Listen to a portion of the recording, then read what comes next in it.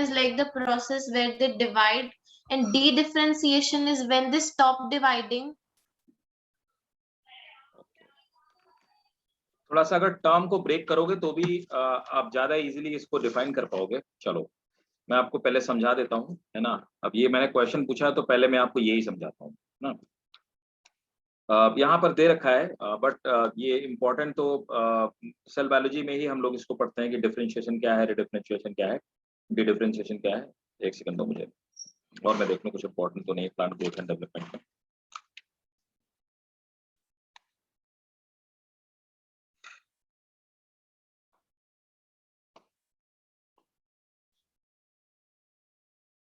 कोई नहीं बता पाया भाई, वेरी सैड।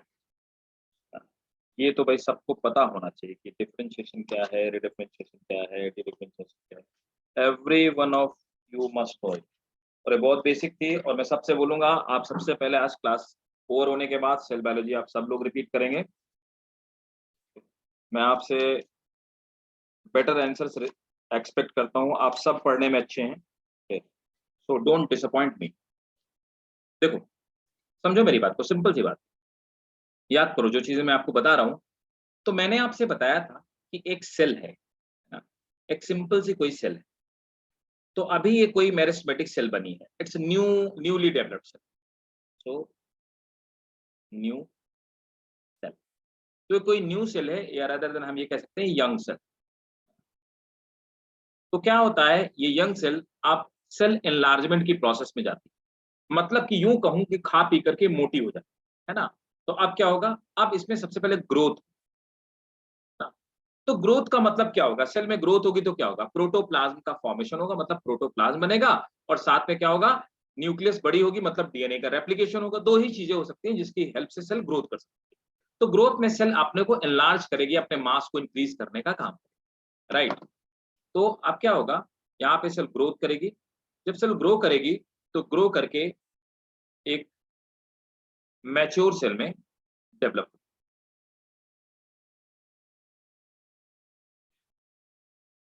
अब इसके बाद क्या होता है, इसी को हम लोग क्या बोलते हैं, ग्रोथ एंड डेवलपमेंट। इसी को तो ग्रोथ एंड डेवलपमेंट बोलते हैं। अब जब ये मैच्योर सेल हो गई तो मैच्योर सेल में डिफरेंशिएशन। देखो सिंपल सी बात है, डिफरेंशिएशन का मतलब होता है, इसका लिटरली मीन होता है division of labour. Division of labour मतलब कि अब इस सेल को कोई काम दे दिया गया है, अब इसको एक पर्टिकुलर फंक्शन इसने ऑप्ट कर लिया है। अब ये पूरे लाइफ टाइम ये वही काम करेगी, कोई दूसरा काम नहीं करेगी। तो एग्जाम्पल के तौर पे है ना, कोई सी भी सेल हो गई। अब सपोज दैट हम प्लांट के रेस्पेक्ट में बात करते हैं, हमको ज्यादा बेटर समझ में आएगा, ठीक है, क्योंकि एनिमल्स में प्रोसेसेस बहुत कम होती हैं। तो अब क्या होगा, इसका डिफरेंशिएशन होगा। ऑब्वियसली हम बॉटनी में पढ़ रहे हैं तो हमें प्लांट की हम रेस्पेक्ट में बात करेंगे। तो जब इसका डिफरेंशिएशन होगा तो डिवीजन ऑफ लेबर हो जाएगा, मतलब कि इसको पर्टिकुलर वर्क असाइन कर दिया जाएगा। तो मान लेते हैं कि एक पैरेन्काइमा सेल बन गई, तो एक पैरेन्काइमा सेल में कन्वर्ट हो गई, इसको एक फंक्शन दे दिया गया। पैरेन्काइमा सेल का फंक्शन क्या होता है, क्या काम होता है भाई, इसको बोलो। पैरेन्काइमा सेल का काम क्या होता है, सूरत क्या काम होता है इसका, what is function of parenchyma cell, Aditi what is function of parenchyma cell. हाँ सूरत बताओ क्या फंक्शन है। डिवीजन। नहीं बेटा, इसका डिवीजन फंक्शन क्या होता है, पैरेन्काइमा याद करो, हमने पढ़ा था दो तरह के सेल हैं, मेरिस्टेमेटिक और परमानेंट सेल। मेरिस्टेमेटिक जो डिवाइड कर सकते हैं, और परमानेंट सेल्स वो होते हैं जिनमें डिवीजन की कैपेसिटी खत्म हो जाती है। फिर हमने कहा था पैरेन्काइमा, कोलेनकाइमा और स्क्लेरेनकाइमा, याद आया। Yes sir. तो क्या फंक्शन था, स्टोरेज ऑफ फूड। रिवीजन करो भाई सब लोग, सभी लोग रिवीजन करेंगे। मैं किसी दिन सबका ओरली टेस्ट लूंगा, कैमरा ऑन करा के होगी। तो पैरेन्काइमा सेल का क्या फंक्शन होता है, इसका फंक्शन, तो इसको इसने एक डिवीजन ऑफ लेबर, मतलब इसने एक फंक्शन ऑप्ट कर लिया। क्या फंक्शन ऑप्ट कर लिया, अब ये फूड स्टोर करने का काम करेगी, स्टोर करने का, या यू कहें स्टोरेज ऑफ फूड। तो इसने स्टोरेज ऑफ फूड का काम शुरू कर दिया। अब क्या हुआ, ठीक है, अब समझिए मेरी बात। अब क्या हुआ कि अचानक से एक पर्टिकुलर पार्ट में बहुत सारी पैरेन्काइमा सेल थी, और उस पार्ट में इंजरी हो गई। अब इंजरी तो हो गई, अब उस इंजरी को फिल करना है, मतलब वरना प्लांट में वहां से बैक्टीरिया अटैक करेंगे, वायरसेस अटैक करेंगे, प्लांट का वो पार्ट डैमेज हो सकता है और प्लांट को डिजीज हो सकती है, प्लांट मर सकता है। वैसे ही हमारी बॉडी में क्या होता है कि हमारी सेल्स ने डिवाइड करना बंद कर दिया, अपन को इधर कहीं पे स्कार लग गया है ना, कहीं पे किसी तरह की इंजरी हो गई, तो क्या होगा, जहां पर इंजरी होती है वहां की सेल डिवाइड करने लगती है कि नहीं, बताओ, होता है कि नहीं होता है Yes. हीलिंग के लिए? Yes sir. हम्म। अब ये जो सेल है, तो इस सेल ने क्या किया, इस सेल ने इट स्टॉप डिवीजन, है ना, तो यहाँ पे क्या होगा, स्टॉप डिवीजन। तो जब ये परमानेंट सेल हो गए तो डिवीजन तो स्टॉप हो गया डिफरेंशिएशन के बाद। लेकिन अब क्या हुआ, इंजरी लगने के बाद अब ये एक मैच्योर सेल या एक पैरेन्काइमा सेल अब क्या होती है, it again get the capacity of division. अगर कोई परमानेंट सेल है ना, समझे, इसमें डिफरेंशिएटेड सेल, अगर उसमें दोबारा फिर से डिवीजन की कैपेसिटी डेवलप हो जाए, तो अब क्या हुआ, ये फिर से एक से डिवाइड हो गई। मतलब कि डिवीजन की कैपेसिटी को हम लोग क्या बोलते हैं, हम इस क्वालिटी को बोलते हैं मेरिस्टेमेटिक बन जाएगा। अगर ये मेरिस्टेमेटिक हो जाए, है ना, तो परमानेंट सेल मेरिस्टेमेटिक सेल में कन्वर्ट हो गई, तो हम लोग इसको क्या बोलेंगे, इसको हम लोग बोलेंगे, क्या बोलेंगे, बोलो भाई, इसको बोलेंगे डी डिफरेंशिएशन, राइट, इसे बोलेंगे डी डिफरेंशिएशन। अब क्या हुआ, मतलब ये सेल मेरिस्टेमेटिक हो गई, पहले डिफरेंशिएशन होगा और डिफरेंशिएशन का अपोजिट क्या हुआ, दोबारा से वापस चली गई अपने फॉर्म में, मेरिस्टेमेटिक हो गई, तो डी डिफरेंशिएशन हो। उसके बाद अब ये क्या करेगी, डिवाइड करके कोई सेल बनाएगी। अब दोबारा से ये जब सेल हो गए, इसका डिफरेंशिएशन होगा, है ना, तो अब ये कोई मेरिस्टेमेटिक सेल है, ये फिर से मेरिस्टेमेटिक। तो एक परमानेंट सेल से जब मेरिस्टेमेटिक सेल का फॉर्मेशन होता है तो हम इसको क्या बोलते हैं, डी डिफरेंशिएशन। डी डिफरेंशिएशन के बाद अब ये मेरिस्टेमेटिक सेल है, ये दोबारा से कोई फंक्शन ऑप्ट कर लेगी, again stop dividing end of function. इस प्रोसेस को हम लोग क्या बोलेंगे, इसे बोलेंगे रीडिफरेंशिएशन। एक डिफरेंस, इसका दोबारा फिर से डिफरेंशिएशन हो गया। समझ आया क्या? Yes. Yes sir. पक्का सबको समझ में आ गया ना? Yes. अगर समझ में आ गया तो आप बिल्कुल यही डायग्राम बना लें, ये पहले फ्लो चार्ट बनाओ, फिर मैं यहीं पे लिखवा देता हूँ।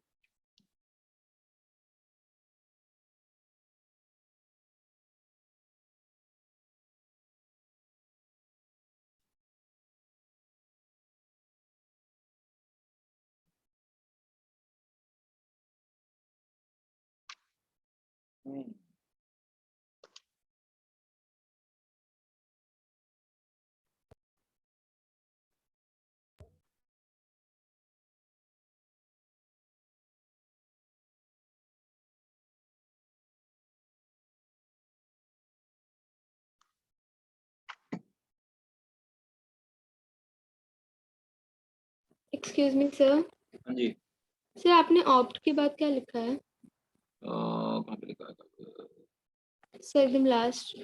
सेकंड लास्ट में मेरे Yes. अच्छा, it again stop and opt a particular function.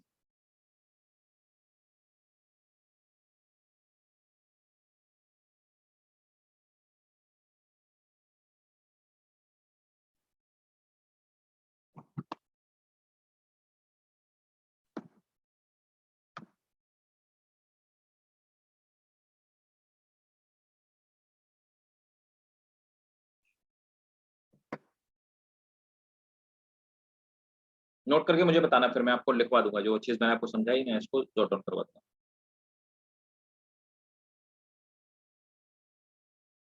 Yes. Done, ठीक है, चलिए नोट करिए। When a meristematic cell, when a meristematic cell of root or shoot apex, when a meristematic cell of root or shoot apex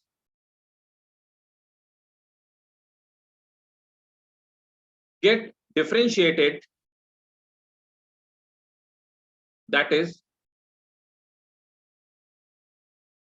opt a particular function, opt a particular function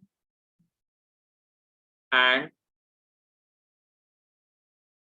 loses the capacity of division and loses the capacity of division.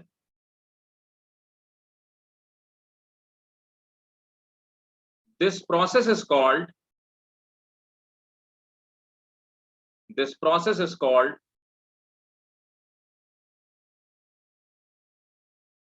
differentiation.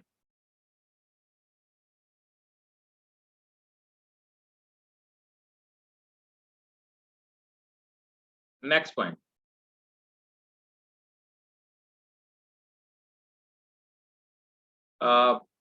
Next point है अगला ये वाला D differentiation. तो next point D differentiation. When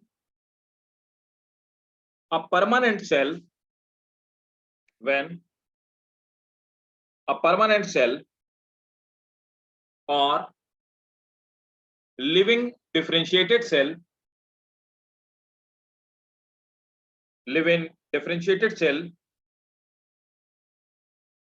regain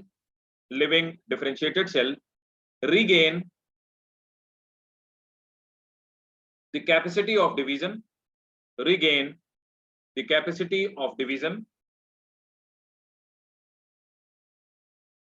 under certain condition.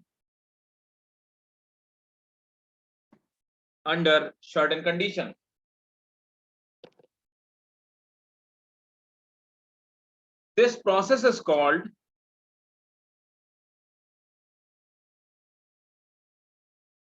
de-differentiation.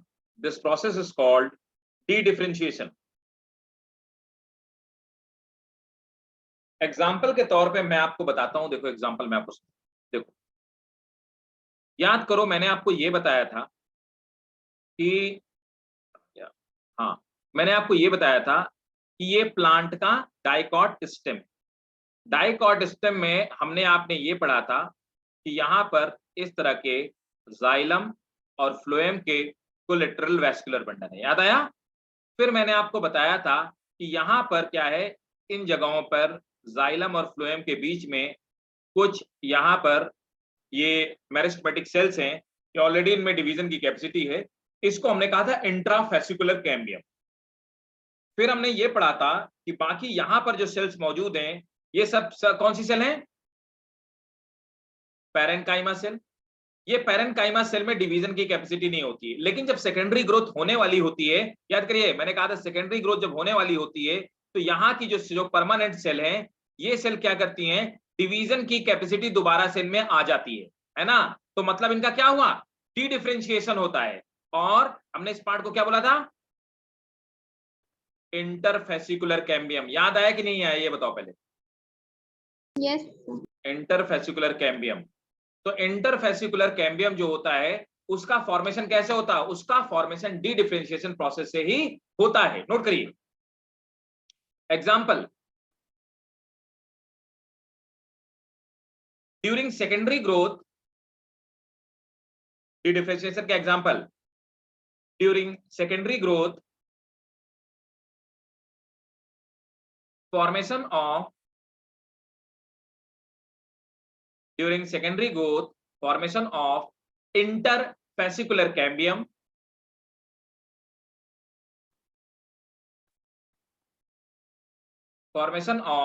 interfascicular cambium, takes place.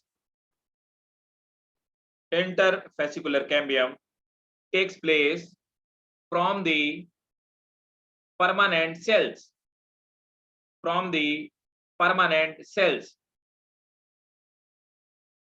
This is called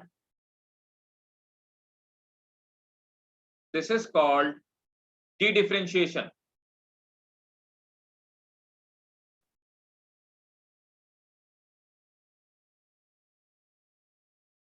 ठीक है. Next, रीडिफरेंशिएशन.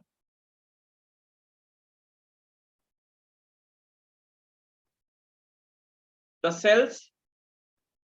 cells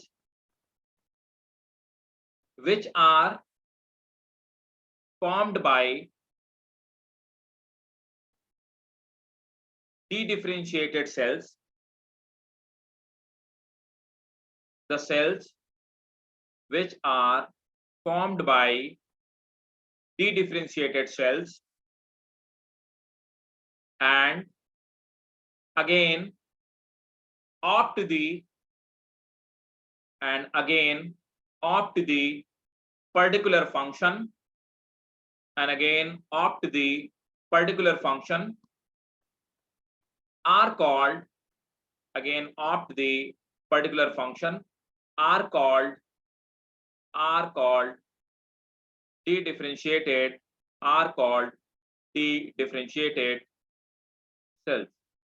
अब आप में जो भी मुझे बताएगा एग्जांपल डिफरेंशिएटेड सेल का, मैं समझ लूंगा उसको सब कुछ पता है. बताओ कौन बताएगा? Who is going to tell me please? So de-differentiation or redifferentiation? रीडिफरेंशिएशन.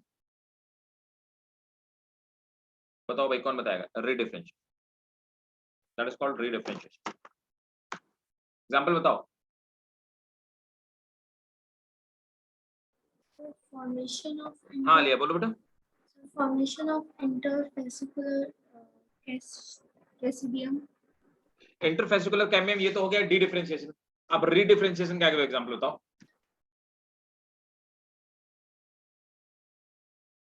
Also was secondary xylem and phloem. Very good, excellent. रुको, देखो बताया ना मैंने, ये तो मैं बोला लॉजिकल बात है. हमारी एपिकल मेरिस्टेम से बड़ा पैरेन्काइमा, वो हो गया डिफरेंशिएशन. पैरेन्काइमा में दोबारा से सेकेंडरी ग्रोथ के टाइम पे मेरिस्टेमेटिक कैपेसिटी आ गई, हो गया डी डिफरेंशिएशन. मतलब इंटरफेसिकुलर कैम्बियम बन गया. अब ये इंटरफेसिकुलर कैम्बियम जब डिवाइड करेगा तो सेकेंडरी जाइलम सेकेंडरी फ्लोएम बनाएगा. सेकेंडरी जाइलम और सेकेंडरी फ्लोएम का बनना क्या होगा? रीडिफरेंशिएशन. राइट, नोट करो. Example secondary xylem and secondary phloem. Arpit समझ आया भाई? यस सर, आ गया. ठीक है.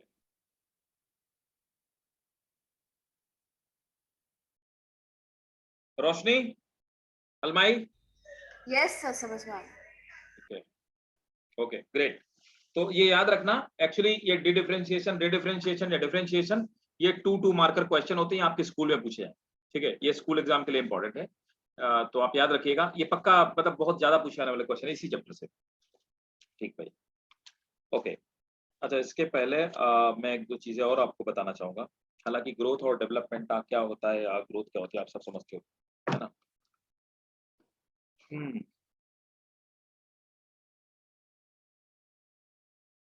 और बेसिक बात है जो बता ही देता हूँ मैं.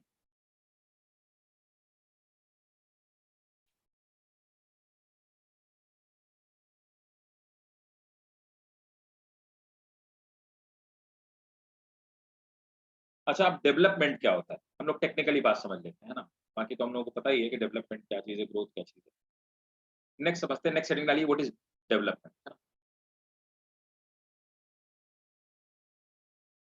पहले नोट कर लो डेवलपमेंट क्या चीज.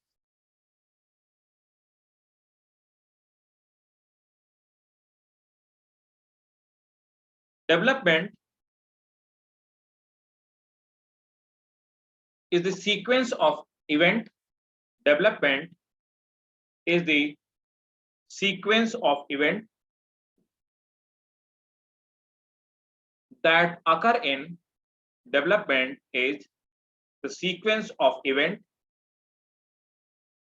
that occur in life history of a cell, that occur in life history of a cell, comma, organ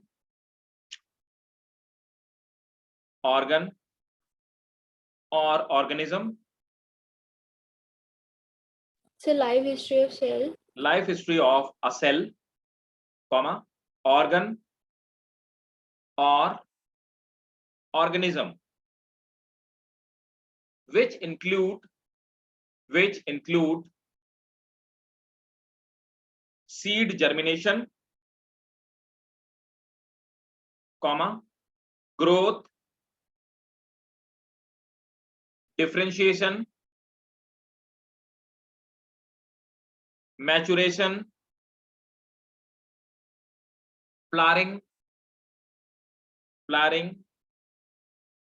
seed formation, and senescence. क्या होता है senescence?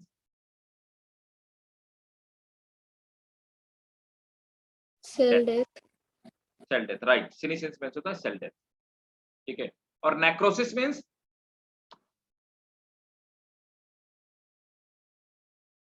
अरे भूल गए, बताया था ना. नेक्रोसिस मीन्स क्या होता है? सब भूल जाते हो तुम लोग यार, याद नहीं रखते हो. नेक्रोसिस मीन्स होता है डेथ ऑफ टिश्यू. याद आया?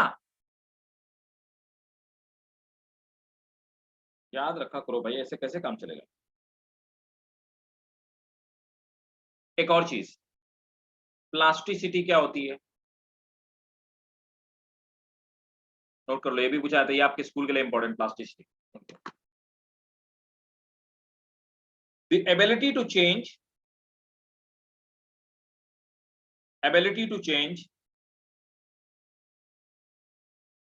under the influence of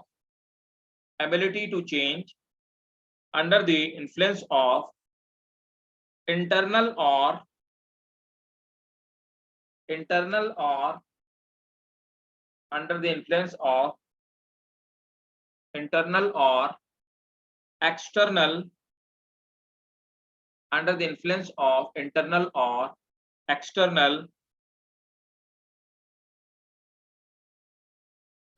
or external stimuli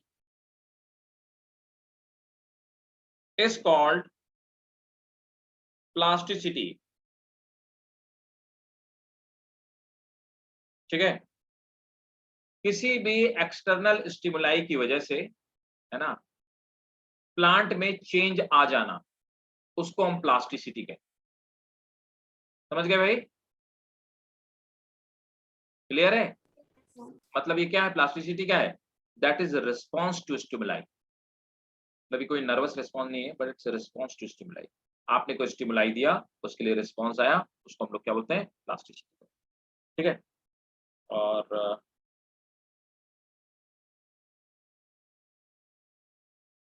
ठीक है, ये प्लास्टिसिटी हो गया. एक और चीज तो बताया है. हाँ जी बेटा. सर जैसे टच मी नॉट में हम टच करते हैं तो फोल्ड कर लेती है लीव्स. हाँ बिल्कुल राइट, प्लास्टिसिटी बोलेंगे. एक और चीज देखो, जितने टॉपिक मूवमेंट हमने पढ़े ना, वो सब क्या है?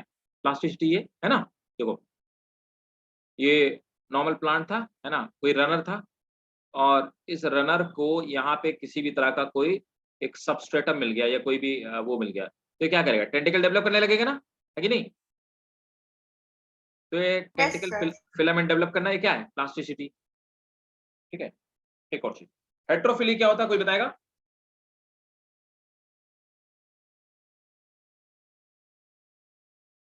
Heterophylly, anyone of you? देखो आप बहुत सारे ऐसे प्लांट हैं, जैसे कोरिएंडर ले लो, मेनली कोरिएंडर, है ना, और रोज ले लो, है ना, और बहुत सारे प्लांट हैं. अगर आप वही देखोगे कि एक मैंगो का या कोरिएंडर का लीफ, एक कोरिएंडर का प्लांट नॉर्थ प्लेन में है, तो उसका शेप, साइज और पैटर्न डिफरेंट होगा. वही आप देखोगे जाकर के उत्तराखंड में, का शेप, साइज, पैटर्न डिफरेंट होगा. वही आप साउथ इंडिया में देखोगे, का शेप, साइज, तो आप बोलोगे अलग अलग वैरायटी के हैं. एक्चुअली है वो सब कोरिएंडर, लेकिन उन्होंने क्या किया हुआ है, अपनी लीव्स की जो ये है स्ट्रक्चर है, उसमें चेंजेस कर लिए हैं अपने एनवायरनमेंट के हिसाब से. तो अलग अलग एनवायरनमेंट के हिसाब से सेम प्लांट में अलग अलग टाइप की लीव का डेवलपमेंट होना क्या कहलाता है? हेट्रोफिली. हेट्रो माने डिफरेंट, फिली मींस लीव, फिल्स मींस क्या होता है? लीव्स तो होती ना. हम क्या पढ़ते हैं? फिलोटैक्सी हमने पढ़ा था. तो फिलोटैक्सी क्या था? Pattern of leaf arrangement. तो फिलो मींस क्या हुआ? लीव्स. क्लियर है? Yes, sir. Yes. नोट करो, नोट करो. Heterophylly is the occurrence of heterophyly is the occurrence of different type of leaves occurrence of different type of leaves on same plant on same plant habitually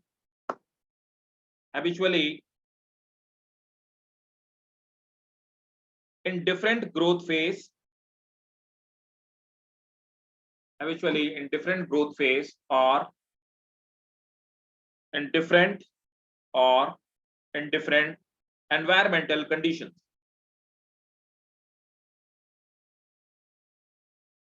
ठीक है, clear भाई? Yes. Yes, sir. ठीक है, बहुत बढ़िया। अब याद रखना तुम लोग, मैंने बहुत कुछ पढ़ा दिया है, अब आपकी बारी है याद रखने की। ठीक, ये हो गया। अब एक हेडिंग डालो, plant growth regulator.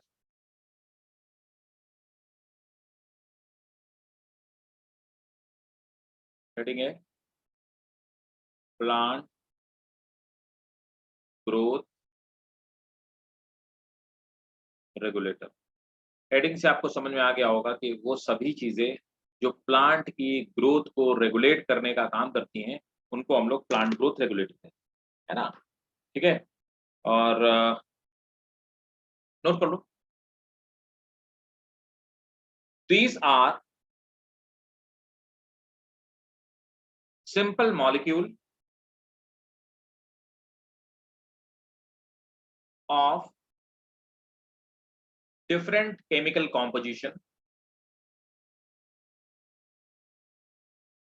These are simple chemical molecule of different chemical composition which in low concentration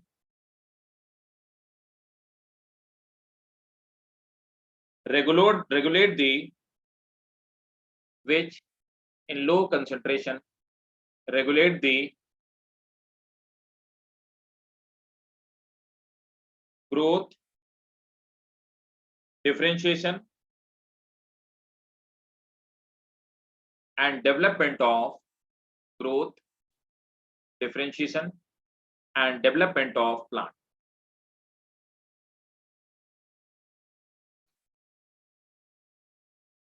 Next heading है plant hormone,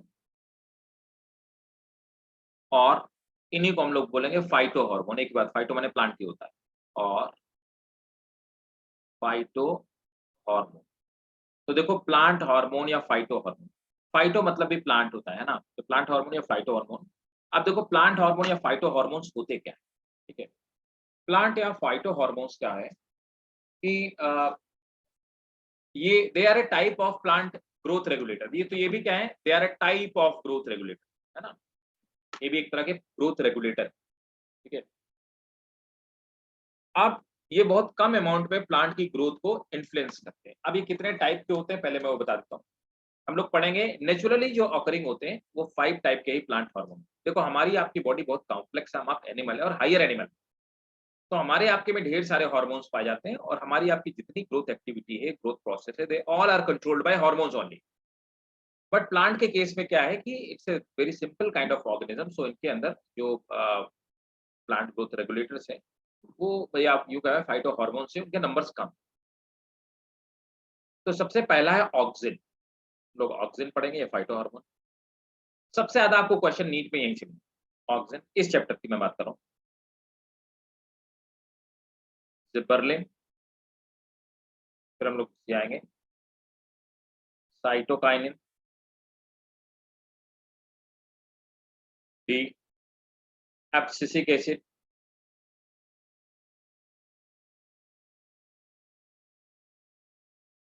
abscisic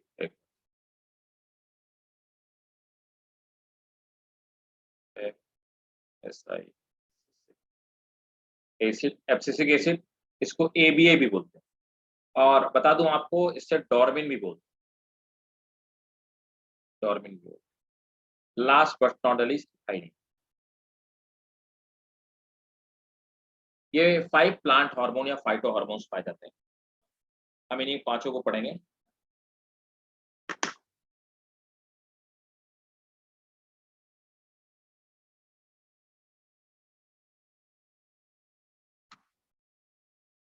FCC AB ABSCI SIC FCC acid. हाँ सही है, FCC एसिड या ABA और डॉर्मन। Note कर लिया? Sir, one.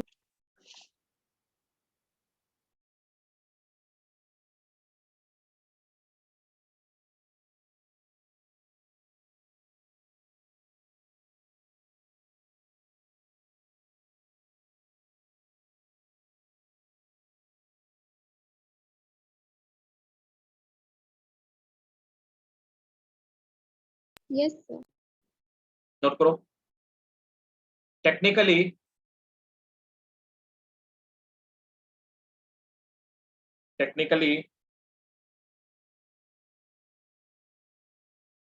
plant hormone is a chemical. Technically, plant hormone is a chemical. Plant hormone is a Chemical substance. Technically, plant hormone is a chemical substance other than nutrient. Nutrient को उसमें count नहीं कर सकते। Other than nutrient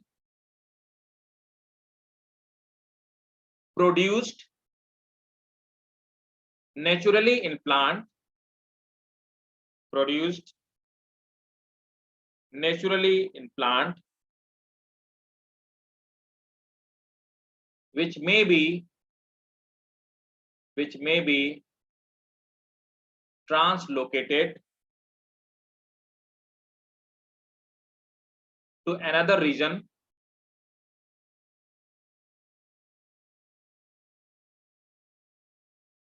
for regulating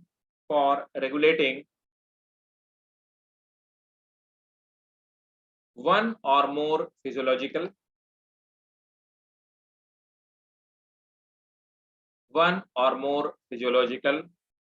reaction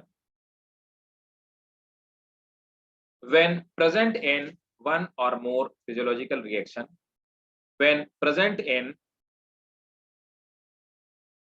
low concentration,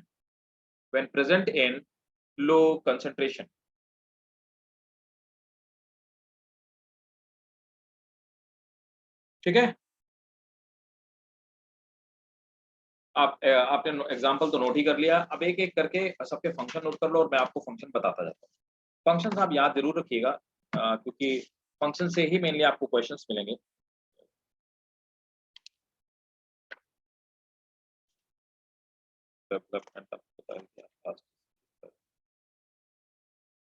okay, देखो मैं आपको पहले कुछ मतलब एक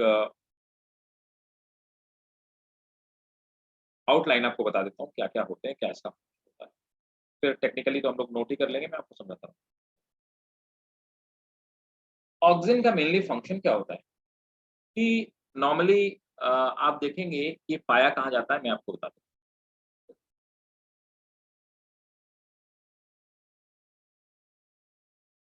ये कोई सा भी प्लांट और ये प्लांट की रूट वाला पार्ट,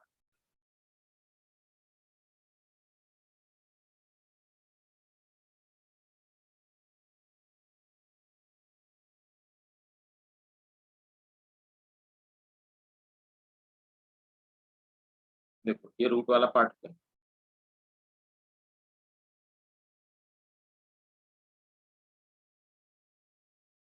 है ना?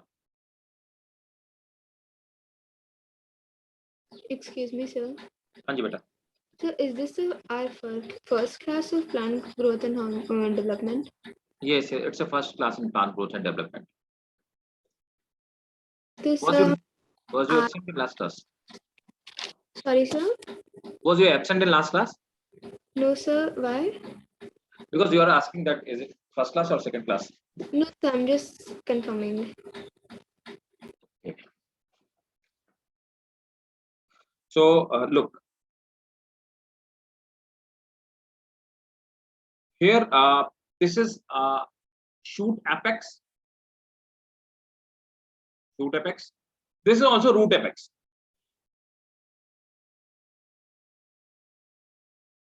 Auxin will be present at both of the points. दोनों जगह पे ऑक्सिन प्रेजेंट है ना।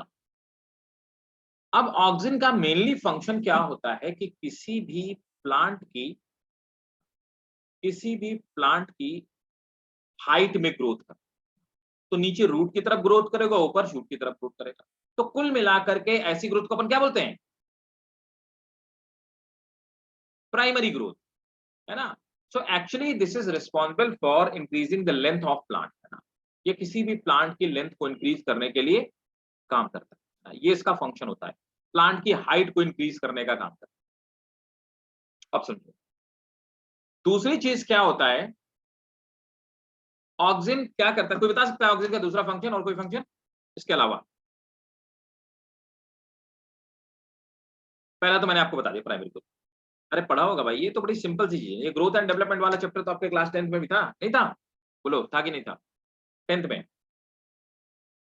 Yes, sir. It was there, class 10. So photo response. हाँ, राइट। देखो ये क्या करता है, ऑक्सिन प्लांट के शूट एपेक्स को लाइट की डायरेक्शन में ले जाने का काम करता है। तो जब भी कोई चीज लाइट की डायरेक्शन में मूव करती है तो हम लोग उसको क्या बोलते हैं? Photoperiodism. Tropism. फोटोट्रॉपिक मूवमेंट, है ना। हाँ, जिसको फोटोट्रॉपिज्म कह सकते हैं, नॉट ट्रॉफिक, ट्रॉपिज्म, ठीक है।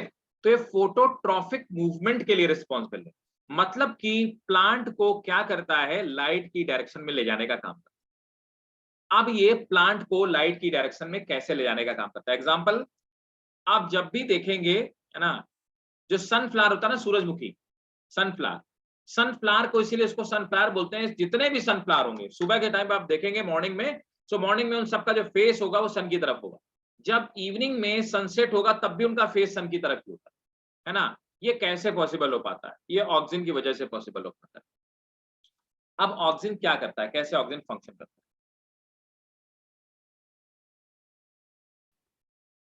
है? एक्चुअली क्या है, सपोज दैट ये कोई प्लांट, मान लो ये प्लांट का स्टेम,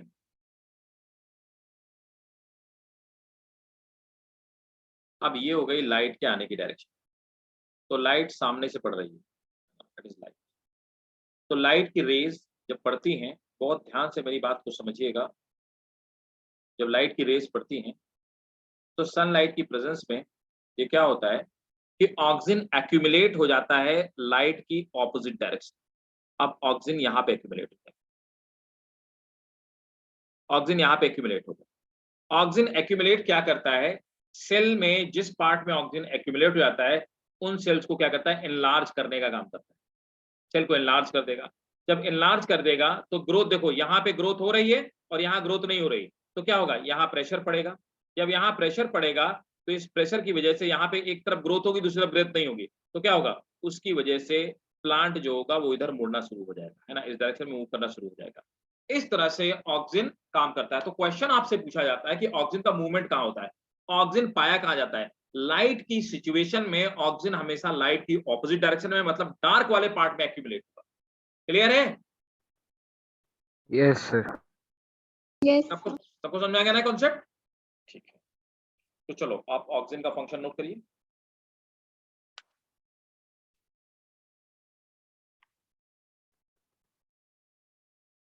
नोट करो, auxin, they are weak acidic growth hormone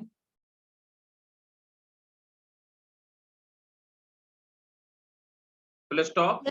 Weak acidic. They are weak acidic growth hormone full stop. They are capable of promoting, they are capable of promoting cell elongation they are capable of promoting cell elongation, comma, especially in shoot part.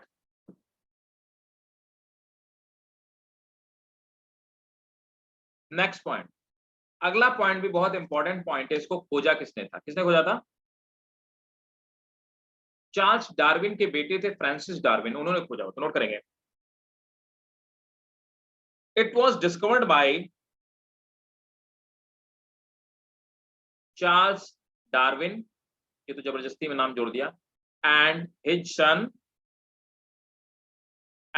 Sun Francis Darwin, and his son Francis Darwin.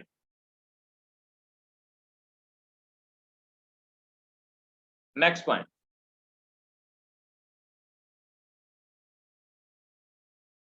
It is a universal natural hormone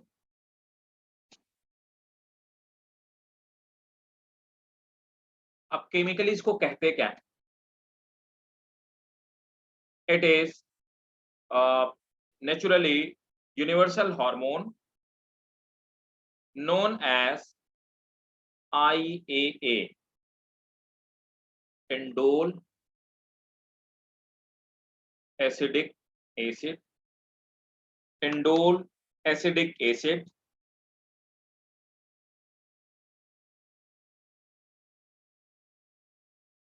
ठीक है, और बहुत सारे इसके और form है, indole butyric acid वगैरह वगैरह, छोड़ो।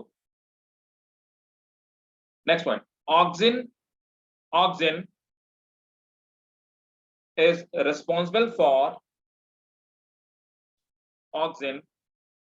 is responsible for stimulating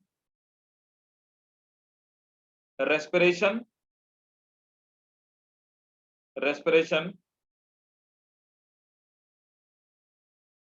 next point,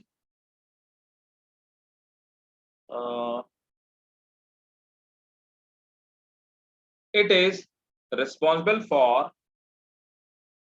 cell enlargement and cell and xylem differentiation. Underline करो, xylem differentiation, ये पूछा हुआ क्वेश्चन है। It is responsible for cell enlargement and xylem differentiation. Next point, auxin promote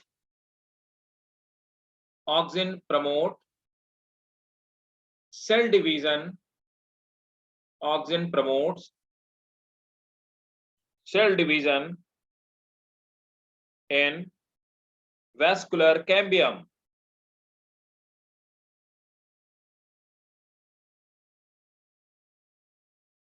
Next point, in tissue culture,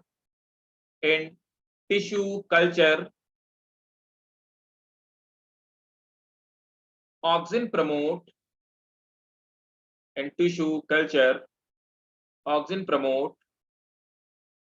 root initiation.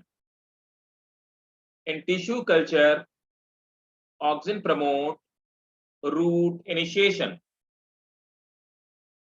and development of undifferentiated cell.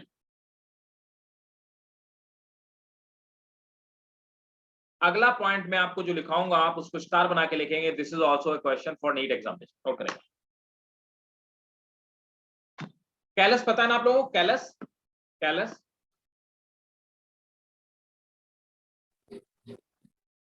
पढ़ाया था ना? Callus क्या होता है? Sir, undifferentiated mass of cell. Right, mass of undifferentiated cell is called callus. Very good. So callus में हम लोग जब ऑक्सिन और जिबरलिन दोनों डालते हैं, ऑक्सिन और साइटोकिनिन दोनों मिक्स करते हैं, तभी डिफरेंशिएशन पॉसिबल हो पाता है। तो नोट करेंगे। differentiation of callus occur only in presence of both, only in presence of differentiation in callus occurs only in presence of both auxin and cytokinin.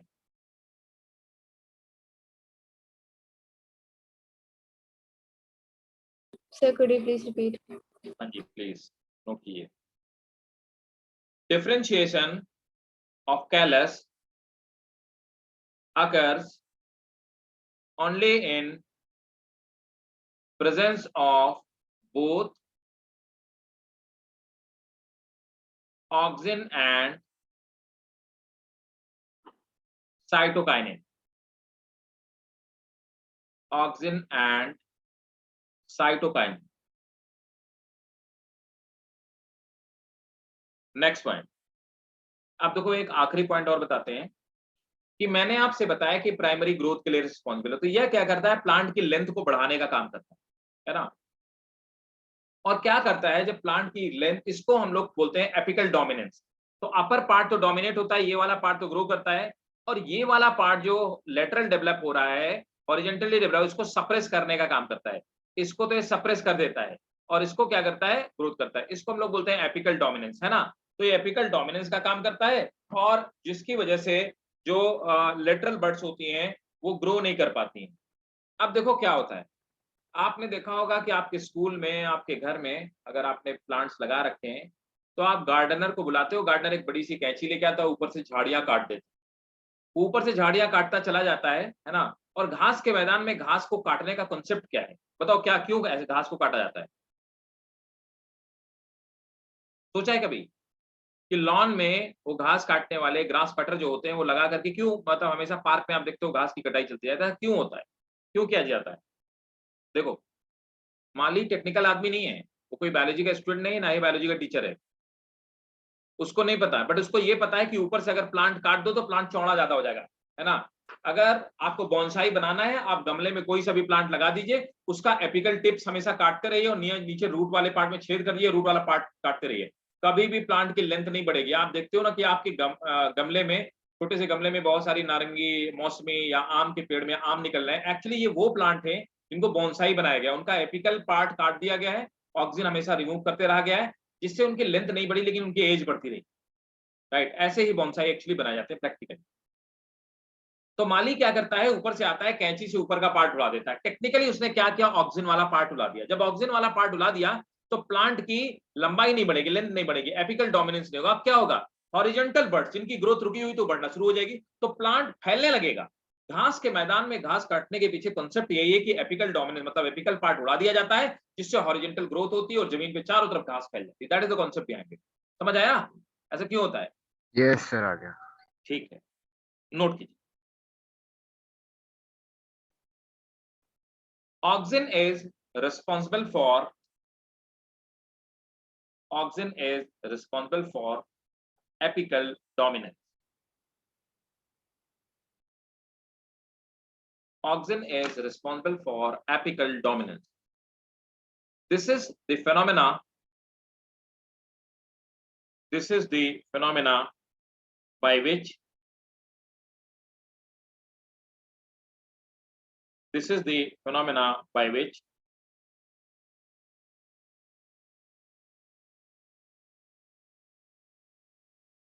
it suppress the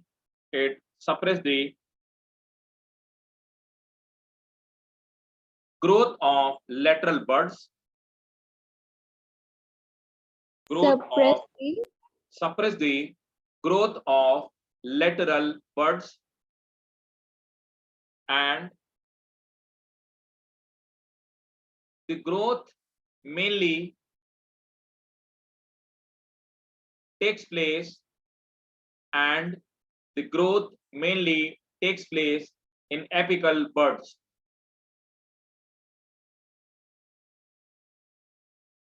ठीक है भाई, clear? Yes, sir. तो ये थे oxygen के function, और light वाला मैंने आपको बता ही दिया कि फोटोपिरियोडिज्म के लिए रिस्पॉन्सिबल है। और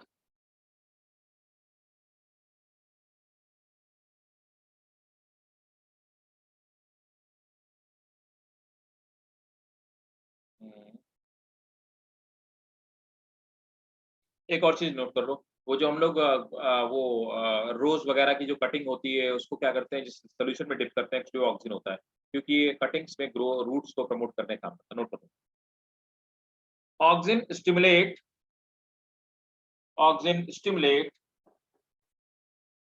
root formation, oxygen stimulate root formation in stem cutting. Sir, could you please repeat? Oxygen promote root formation. Oxygen promote root formation in stem cutting. Full stop. Next point. Oxygen is responsible for inducing, ये question पूछा हुआ question है, star बना लो। Oxygen is responsible for inducing flowering in lychee plant.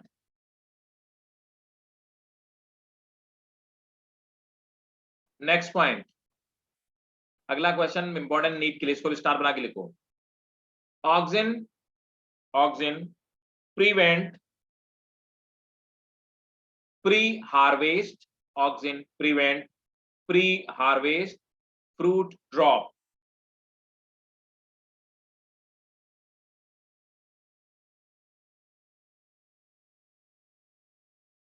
ठीक है, okay. तो ये थे ऑक्सीजन के फंक्शन, क्लियर है? Yes. कोई डाउट? Yes. बताइए किसी को कोई डाउट? कोई डाउट नहीं? ऑक्सीजन हो गया, आप आते हैं जिबरलिन।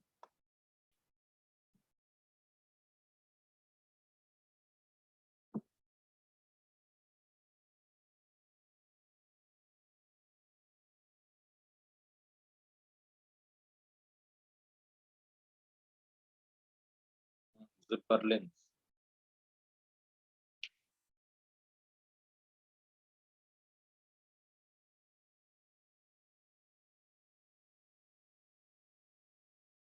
तो जिबरलिन नोट कर लीजिए।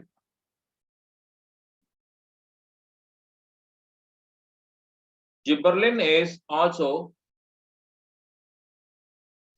is also weak acidic hormone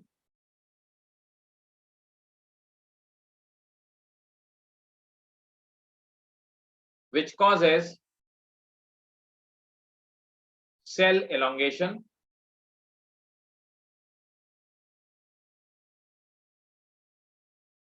in plant and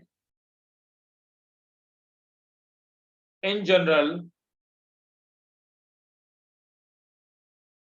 increased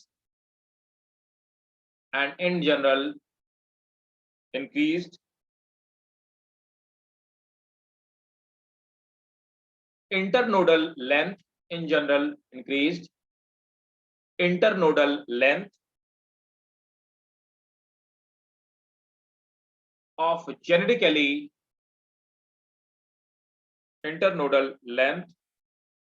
of genetically dwarf plant. Full stop. अब देखो, जो बात मैंने आपको बताई उसका मतलब क्या।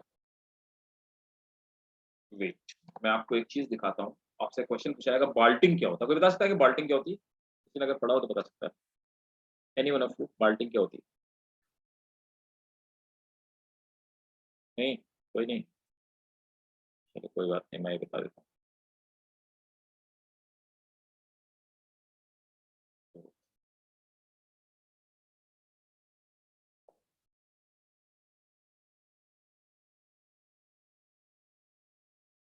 बॉल्टिंग, रुको, गिव मी 1 सेकंड, मैं आपको बॉल्टिंग पहले दिखाता हूँ, तभी आपको समझ आएगा कि बॉल्टिंग होती क्या चीज। कोशिश करता हूँ मैं आपको डायग्राम से दिखाने की।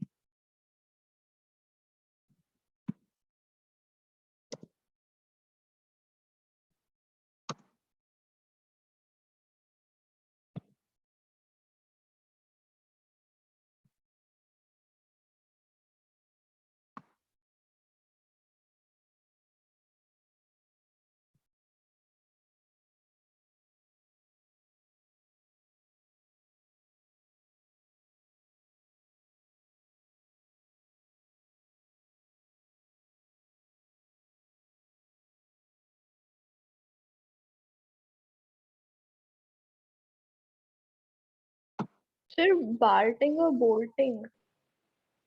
बॉल्टिंग, सर गिबरलिन के उससे होता है, एक्सेसिव सिक्रीशन से होता है, इंटरनोड्स के बीच में बहुत स्पेस पड़ जाता राइट राइट। इंटरनल सिक्रीशन से नहीं होता, हम उसे एक्चुअली क्या होते हैं ना, उसे हम लोग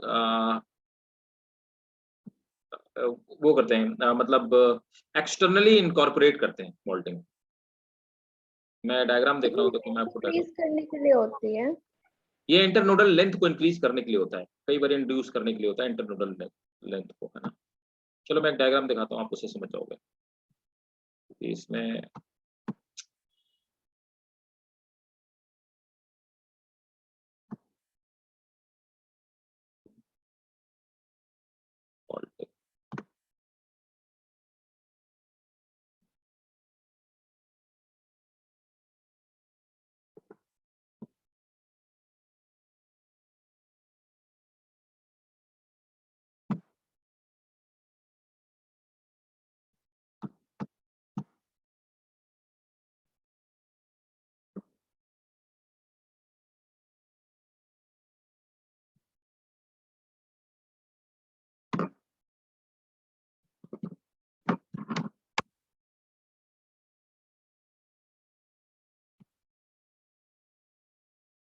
देखो एक डायग्राम मैं आपको दिखाता हूँ, इसके आप थोड़ा थोड़ा समझ जाएंगे, पूरा पूरा तो नहीं समझ सकते। यस, बॉल्टिंग का कोई डायग्राम है नहीं मेरे पास, देखो समझने की।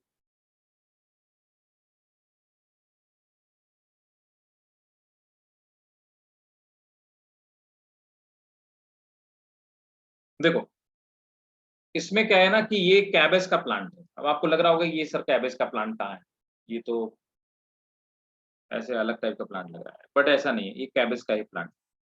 सो व्हाट हैपेंस कि जो कैबेज होता है, आप देखोगे कैबेज को आप लोग घर पे काटते हो ना, जो लोग,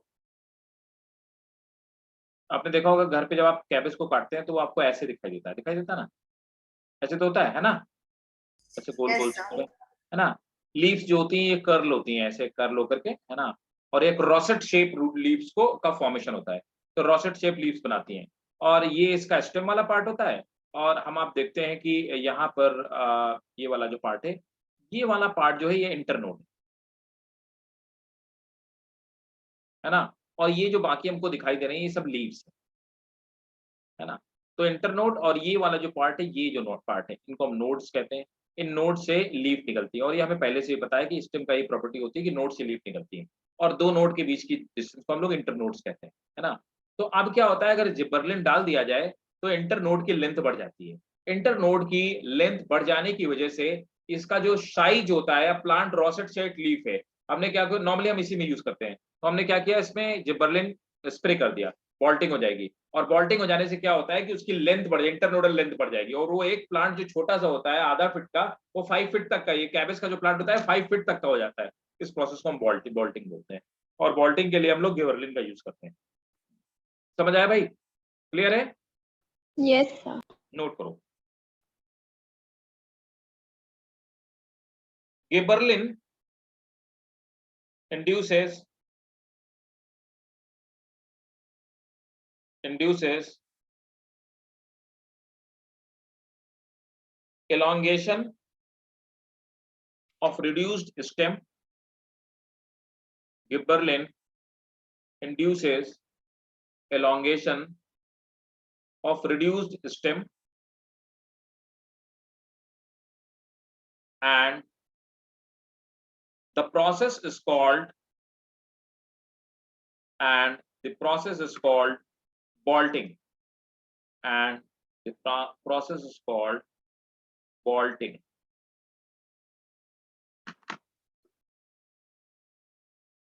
Full stop. By this way it increases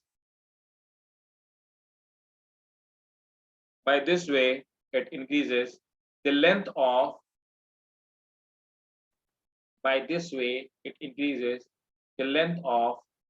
some rosette shaped plant,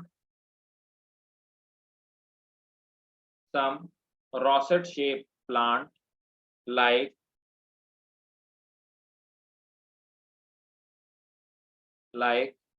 cabbage.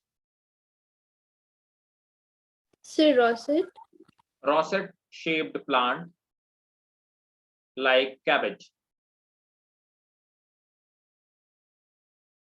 अब देखो क्या होता है ना कि अभी करंट टाइम पे जैसे आप देखोगे कि राइस का क्रॉप अभी हार्वेस्टिंग चल रहा है।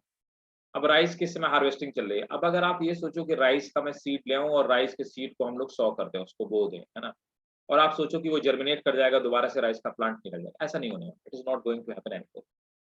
अभी क्या होगा कि 3-4 महीने तक अगर आप राइस के सीड को पानी पे, आप उसको मिट्टी में डाल दो, आप उसको में पानी भी डालो, आप उसको फर्टिलाइजर भी दो, आप उसको सब कुछ दो, सब न्यूट्रिएंट दो, वो कहीं नहीं उगने वाला, वो जर्मिनेट ही नहीं करेगा, वो थोड़े दिन तक सोया हुआ रहेगा, स्लीपिंग कंडीशन में रहेगा।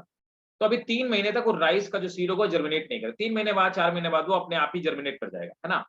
तो इस 3-4 महीने तक ये सीड सोता रहता है। इस पीरियड को हम लोग डोरमेंसी कहते हैं, है ना। तो हम ये बोलेंगे, इसको हम सीड डोरमेंसी कहते हैं। अब ये क्यों होती है, एब्सिसिक एसिड इसको कॉज करता है, ये भी हम लोग पढ़ेंगे अभी आगे। तो अभी क्या होता है कि ये, लेकिन अगर हम लोग उस पर क्या करें कि हम उस सीड पे जिबरलिन स्प्रे कर दें, तो वो उसकी डोरमेंसी ब्रेक हो जाएगी और वो जर्मिनेट करता है। समझ आया? तो नोट करो, gibberellin overcome the natural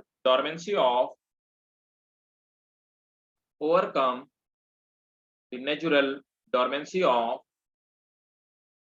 seed, buds, tuber,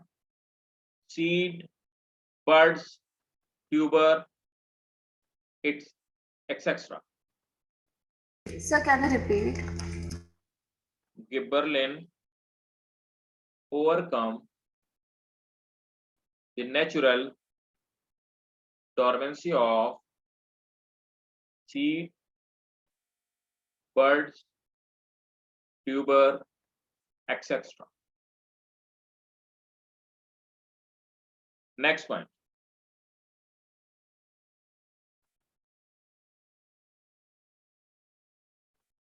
Along with auxin, gibberellin control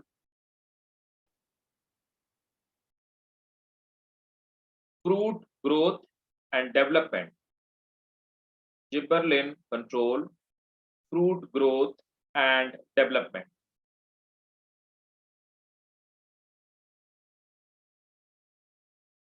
Full stop इसी में लिखेंगे।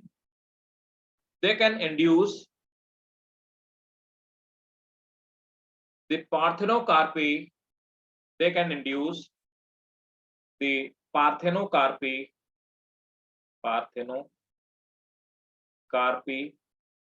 in plant. क्या होती है parthenocarpy? अरे सर, जब फ्रूट बनता है बिना फर्टिलाइजेशन के, without seedless fruit, they are parthenocarpic. बनाना, उसमें सीड नहीं पाया जाता, पार्थेनोकार्पिक फ्रूट है ना। तो पार्थेनोकार्पी इंड्यूस करने का मतलब उसमें सीडलेस कोई भी चीज बनाना, है ना। तो नोट करेंगे, gibberellin induces parthenocarpy in fruit, that is help in formation of seedless fruit. और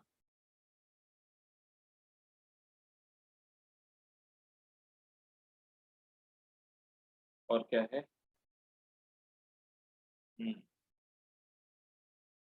फ्रूट डेवलपमेंट हो गया, सीड जर्मिनेशन मैंने आपको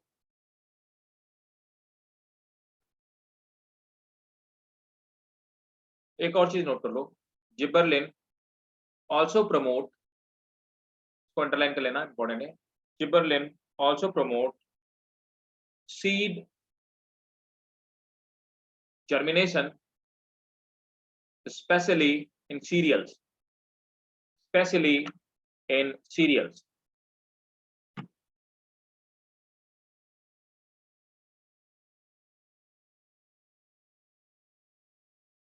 है ना। और ये हो गया। अब आते हैं साइटोकाइनिन में।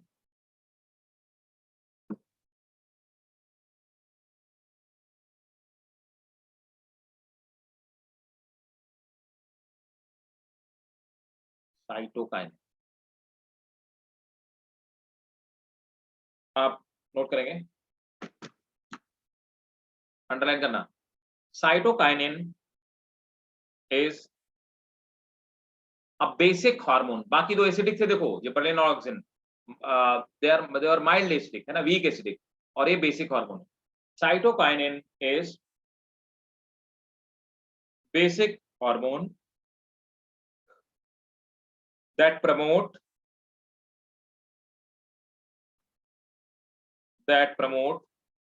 cell division either alone, अकेले भी सेल डिवीजन कर सकता है cytokinin, either alone or in conjugation with, either alone or in conjugation with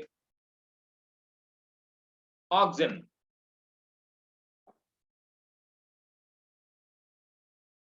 Next point, cytokinin is essential for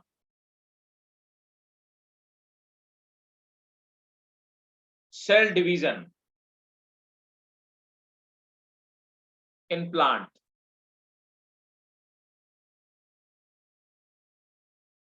Next point, like auxin and gibberellin,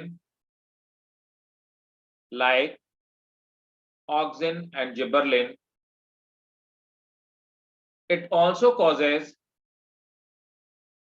like auxin and gibberellin, it also causes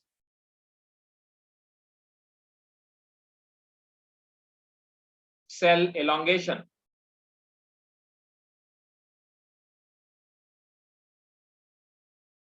Next one,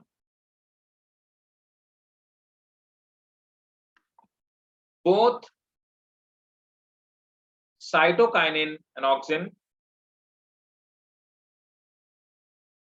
are essential for, both cytokinin and auxin are essential for morphogenesis. What is morphogenesis? बोले भाई, morphogenesis का क्या मतलब होता है? अरे organ formation, tissue formation, मतलब morphogenesis. किसी भी चीज में अगर ऑर्गन्स या टिश्यूज का फॉर्मेशन हो रहा है तो उसको मॉर्फोजेनेसिस नोट कर लो, ब्रैकेट नोट करो, that is formation of organ और tissues.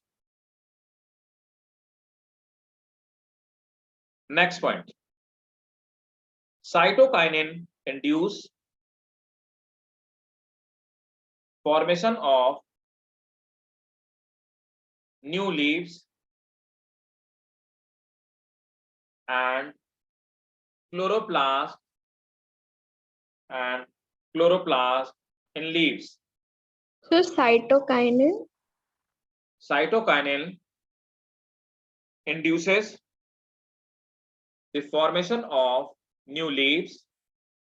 Cytokinin induces the formation of new leaves and the formation of chloroplast in leaves. Full stop. Next one.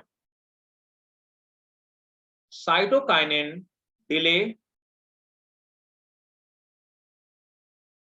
senescence of leaves. Cytokinin delay senescence of leaf. Senescence of leaves.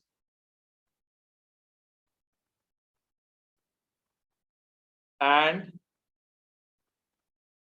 metabolism of nutrient.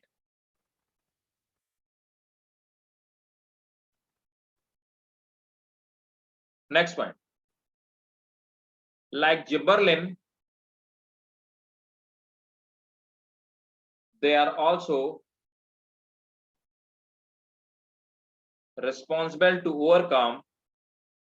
Like gibberellin, they are also responsible to overcome from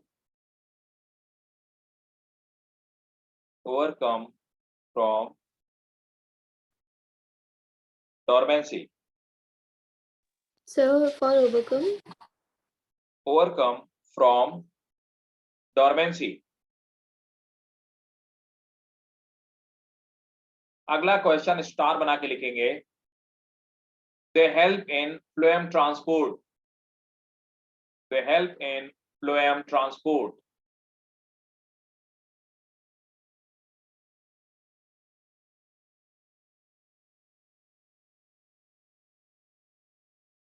ठीक है, तो ये function थे cytokinin के. तो हमने auxin पढ़ लिया, साइटोकाइनिन पढ़ लिया, जिबरलिन पढ़ लिया.